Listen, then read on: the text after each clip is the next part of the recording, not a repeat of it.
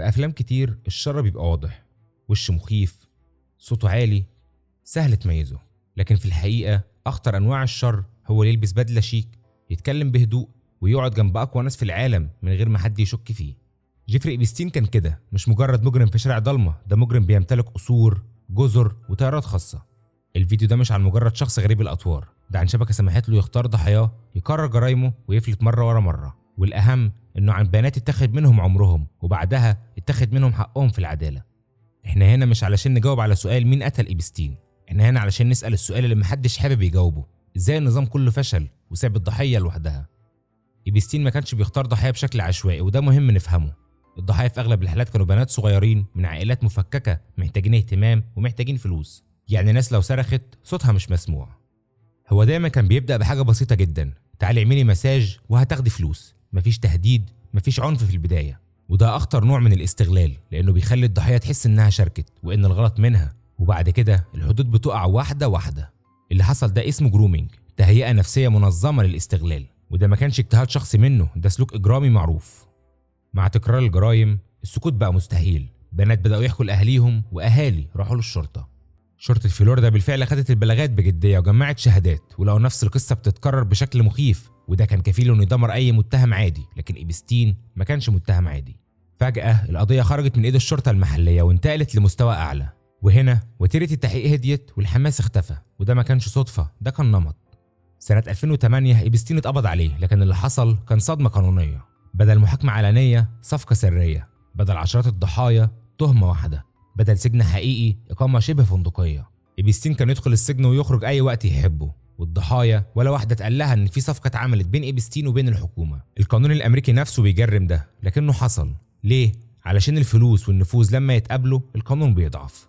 بعد ما الجريمة تحصل الناس بتفتكر إنها خلاص خلصت، لكن بالنسبة للضحية هي لسه بتبدأ. ضحايا إبستين اتكلموا عن كوابيس، خوف دائم، فقدان الإحساس بالأمان، وعلاقات مدمرة. واحدة منهم قالت: أنا كنت شايفة اللي أذاني حر، فإزاي أصدق إن العالم ده عادل؟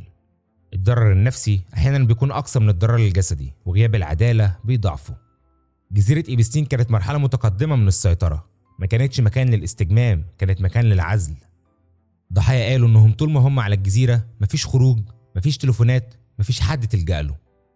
وفي شهادات تانية بتتكلم عن وجود رجالة تانية شاركته في الجرائم، يعني ما كانش إبستين وبس. هل كل الأسماء ثبتت؟ لأ، لكن السؤال: ليه التحقيق وقف؟ وليه محدش ضغط إنه يكمل؟ في 2019 إبستين اتقبض عليه تاني. الضحايا حسوا إن التاريخ ممكن يتعدل، لكن اللي حصل هو الموت.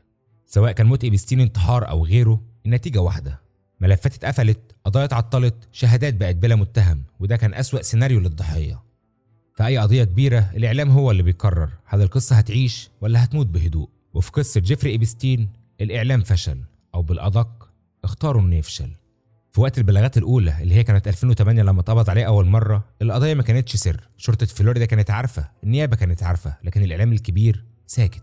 ليه؟ لأن إبستين ما كانش اسم عادي، إبستين كان محاط بسياسيين، رجال أعمال، أسماء أي جريدة هتخاف تقرب منها. في صحفيين حاولوا ينشروا واترفضت مقالاتهم، في قصص اتقصقصت، وفي عناوين اتحولت من استغلال قاصرات لقضية أخلاقية غامضة، وده فرق مش بريء. هو الإعلام ما كذبش، بس لعب في اللغة. بدل اغتصاب قاصرات قالوا علاقات غير لائقة، بدل شبكة استغلال قالوا سلوك مثير للجدل. اللغة هنا مش وصف، اللغة تبرير، ولما الجريمة هتتخفف لغويا المشاهد أكيد هيتخدر. سنة 2019 واللي فيها زي ما قلنا إبستين اتقبض عليه تاني، الإعلام فجأة صحي. طب ليه؟ لأن القضية بقت مستحيل تدفن، والسوشيال ميديا اتكلمت عنها وكسرت الاحتكار. هنا بس بدأت التحقيقات الصحفية الحقيقية، هنا بس اتسمع أصوات الضحايا. بس السؤال اللي بجد بيألم: ليه استنوا كل السنين دي؟ وكم ضحية اتأذت في الوقت ده؟ لما الإعلام يسكت عن مجرم قوي هو كده مش محايد، هو شريك بالصمت، والصمت في قضايا الاستغلال يعتبر جريمة. احنا مهم نفهم حاجة: جيفري إبستين مش مريض جنسي وبس، الوصف ده سطحي جدا ومريح، لكن الحقيقة أعقد وأخطر. اللي درسوا حالته النفسية لاحظوا سمات واضحة، زي انعدام التعاطف، إحساس بالتفوق، قدرة عالية على التلاعب، وبرود عاطفي. إبستين ما كانش شايف ضحاياه بشر كاملين، كان شايفهم أدوات، وده تعريف أساسي للشخصية السايكوباتية. في جرائم إبستين الجنس ما كانش الهدف الحقيقي كان السيطرة، إنه يشوف قد إيه يقدر يكسر الحدود، قد إيه يقدر يسكت الضحية، قد إيه يقدر يفلت. وده تفسير إنه ليه كان بيرجع يكرر الجريمة، مش علشان الشهوة بل علشان الإحساس بالقوة. إبستين كان عنده هوس بإنه يقرب من الأقوياء، مش إعجاب بل تغذية نفسية. كل صورة مع سياسي، كل رحلة مع ملياردير كانت بتقول له أنا فوق القانون. وده أخطر شيء على مفترس لما يحس إنه محمي. سؤال بيتسأل كتير، هو ليه ما اكتفاش؟ الإجابة النفسية، لأن النوع ده من الشخصيات ما يعرفش يقف. كل مرة يفلت الثقة بتزيد، الجرأة بتزيد، والضحايا هما كمان بيزيدوا. النظام اللي ما وقفوش بدري شارك في تصعيده. سواء انتحر أو لأ، إبستين لما اتحبس حبس حقيقي فقد الحاجة الوحيدة اللي كانت بتغذيه، وهي السيطرة. خليك دايما عارف إنك لما تجمع مفترس بلا تعاطف، نظام قانوني متراخي، نفوذ بلا حدود، وإعلام متواطئ، النتيجة المفروض ما تكونش مفاجأة، النتيجة حتمية. جيفري إبستين مات، لكن القصة ما خلصتش، لأن المشكلة مش في شخص، المشكلة في نظام بيكافئ الصمت ويعاقب اللي يتكلم. الفيديو ده مش اتهام، ده تذكير إن العدالة لو ما وصلتش للضعيف يبقى مفيش عدالة، وإن لو القصص دي اتنست هتتكرر. خوارزميات اليوتيوب بتقول إن الفيديو ده هيعجبك، ليه ما تدلوش فرصة؟